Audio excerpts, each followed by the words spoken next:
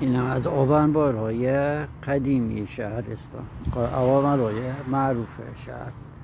فعلا بازسازی شده، به صورت زورخونه استفاده میشه.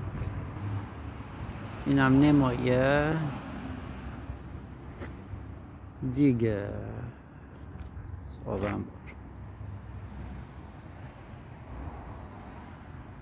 آبانبارها برای تابستان بادگیرا آب را سرد نگه داشتن.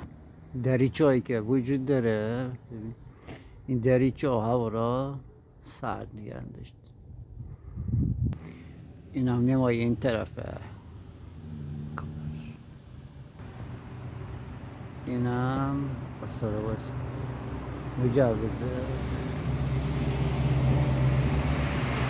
این هم نمای این طرفش.